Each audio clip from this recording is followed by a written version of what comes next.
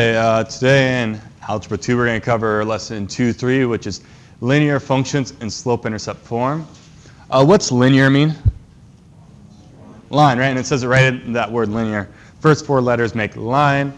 So we're talking about lines in slope-intercept form. Yesterday we talked about direct variation, which is a very special type of line. What makes direct variation special? Always goes to the origin, right? That's what's special about it. Today we're dealing with all lines, which means that they don't have to go through the origin. They can, but they don't have to. All right. Slope is rise over run. No. Slope is rise over run, which rise, we're thinking about our y values.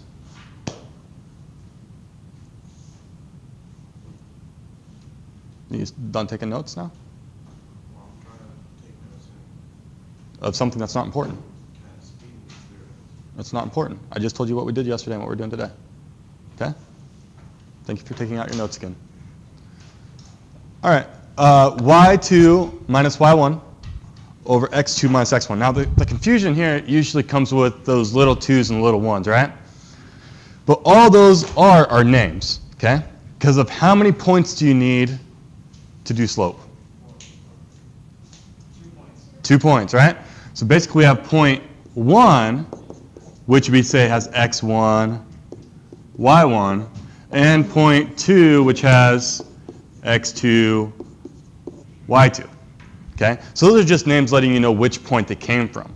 They're not any special math that you have to do or anything like that. I've seen some people get confused and they multiply this number by 2, because there's a 2 there, which is what we usually do.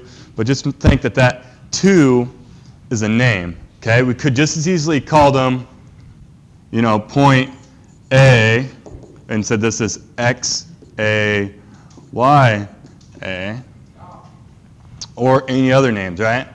I could have called the point Davis with x Davis and y Davis. Those are just names, okay?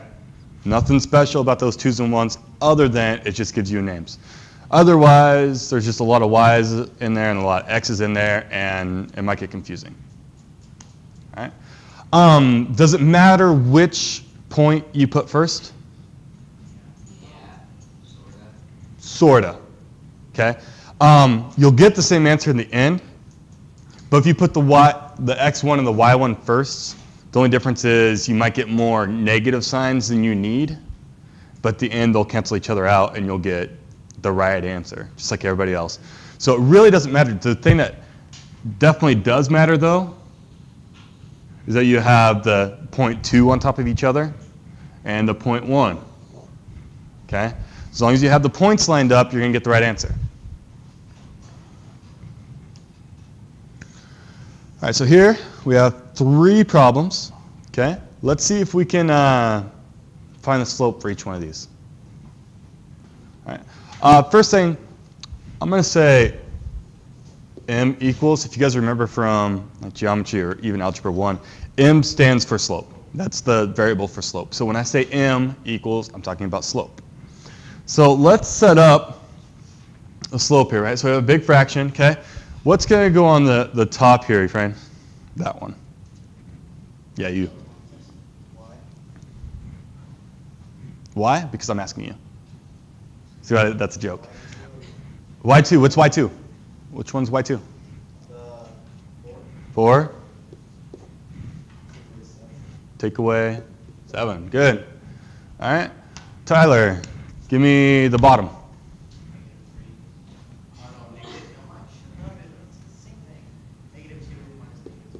-2 minus -3. Okay, good.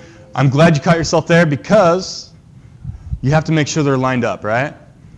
So if the 4 comes first here, then the -2 has to also be first in the fraction. Okay, so way to catch yourself.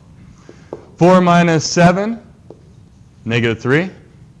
That becomes a plus sign, which is 1. We can reduce that fraction to -3. Okay?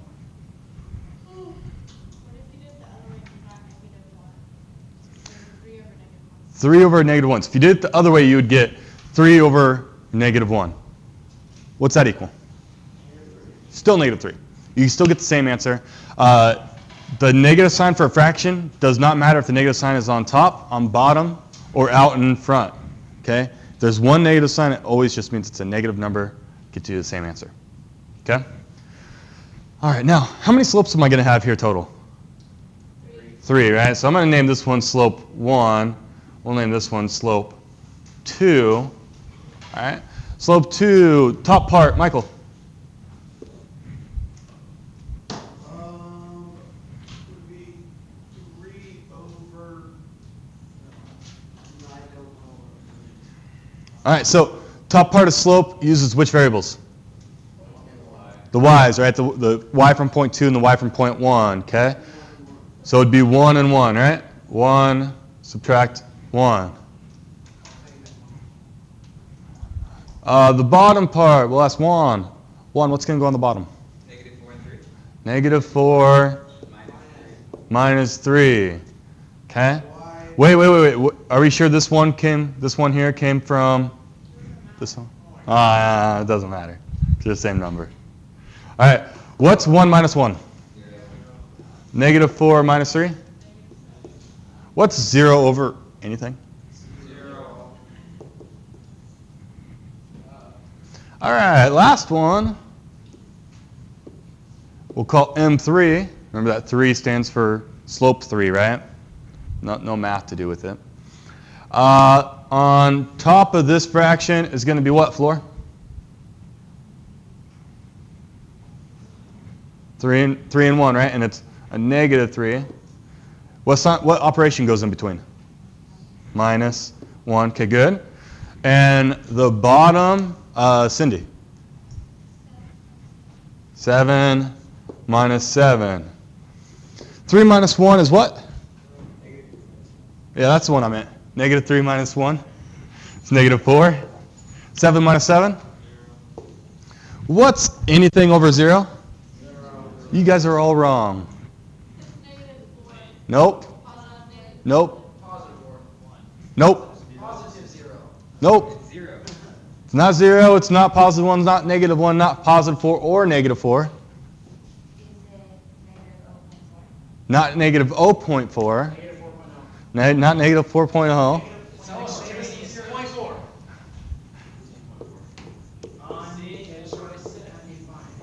Undefined, okay? Now this is the time I get to use my... That's undefined, excuse me. Undefined. This is the time I get to use my cool why you can't divide by 0 speech, okay? So, let's start off with something easy that we know how to do.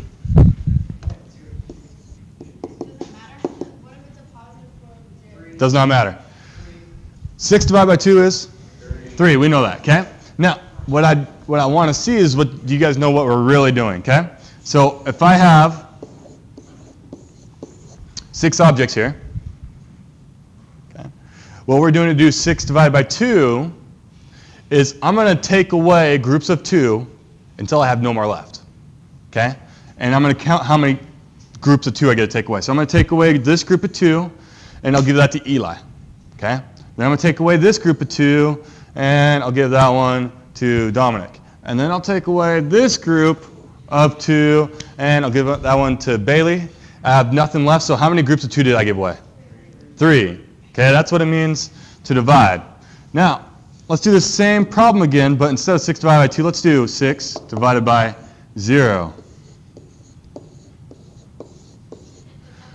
So I'm going to take away a group of 0, and I'm going to give it to Devin. I'm going to take away another group of 0 and give it to other Devin. And then I'm going to take away another group of 0, and then I'm going to give it to this person.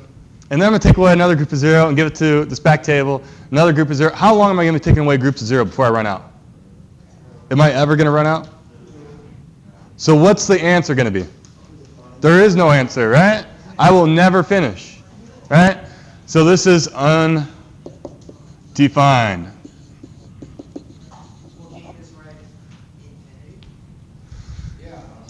It's infinity would be the closest answer, but is infinity a number?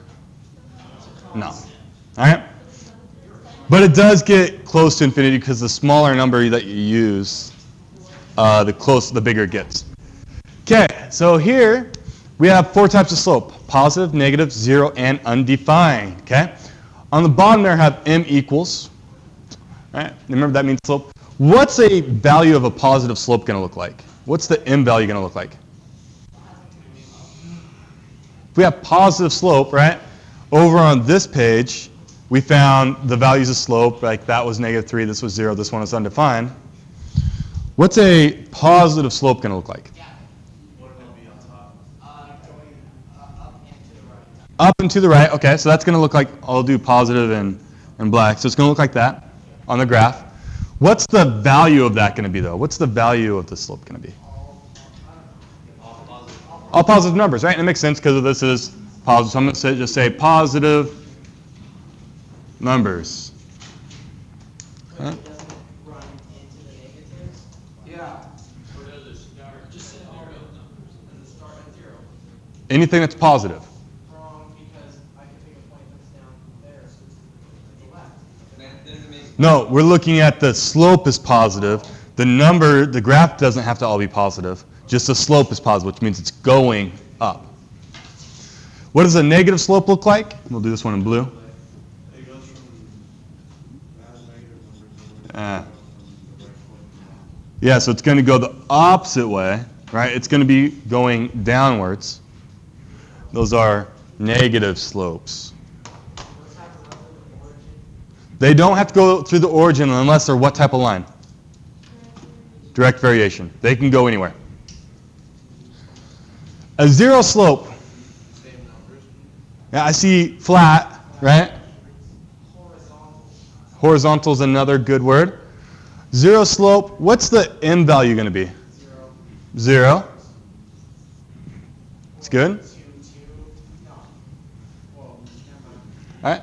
0 slope is sometimes called no slope, because if I asked you guys about the floor, if I said how much slope does this floor have, you guys probably wouldn't say it has 0 slope. You'd probably say it doesn't have any slope, right? It has no slope. So sometimes it's called no slope as well. Finally, undefined slope. What does it look like with an m value? Yeah, so undefined goes straight up and down. All right. But what's the m value look like? Yeah, it doesn't. How do you find undefined slope? We just talked about it. 0 where? On the x's, which is the bottom.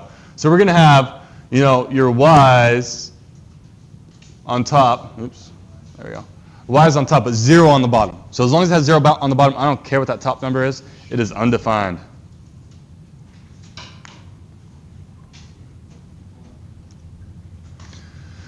Okay, next we're going to talk about intercepts.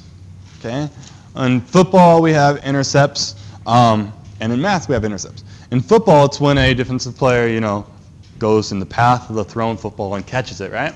This is going to be similar because in football, it's when a defensive player crosses paths with the ball in air and catches it, right? Here, it's when the line crosses paths with the y-axis and then the x-axis. So let's look at the y-intercept. Where does this line intersect the y-axis? 2. Yeah, 2. So my y-intercept is 2. My x-intercept's where it crosses the x-axis. Where's the x-intercept? Yeah, -3. So intercepts just mean where do they cross? Okay? what happens if it runs parallel to the y-axis? If it runs parallel to the y-axis. So that would be like this. What type of slope does that one have? Undefined slope. Does it have an x-axis or x-intercept, which is -3? Does it have a y-intercept? No, 0. It doesn't. You wouldn't even say it's 0. You just say it doesn't exist, right? Because if you said it had 0, you would be saying it's going through that point right there, right? But we're going to say it doesn't have one. Good question. Slope-intercept form is y equals mx plus b. What does the m stand for? Okay, good. We're adding in b which is your y-intercept. Okay? So we care about the y-intercept. Does it say anything about x-intercept here? No, just y-intercept.